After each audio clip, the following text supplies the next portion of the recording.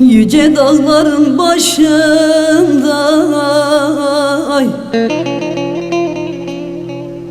İhtiyarım genç yaşında ay, gece gündüz el işinden ölmedim ben kurtulayım.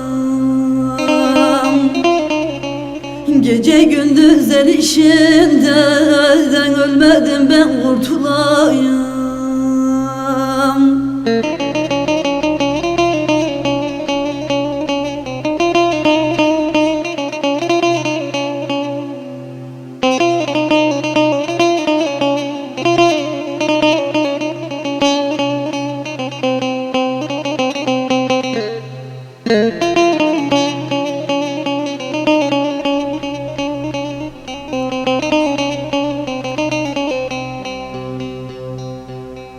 Ezni kara varım eznek, bu dünyada düzen bozuk.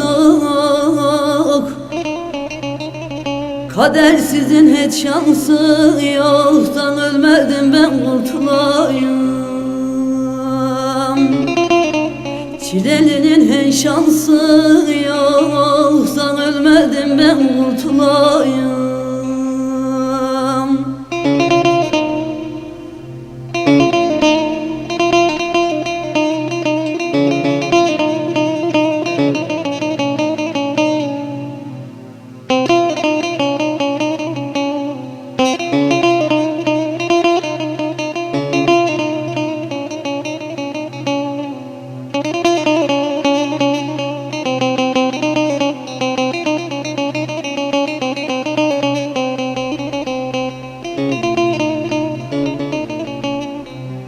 Bu dünyada gülemedim,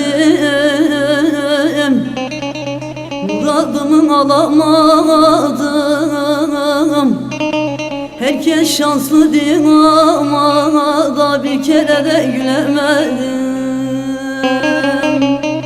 Herkes şanslı değil ama da muradıma eremedim.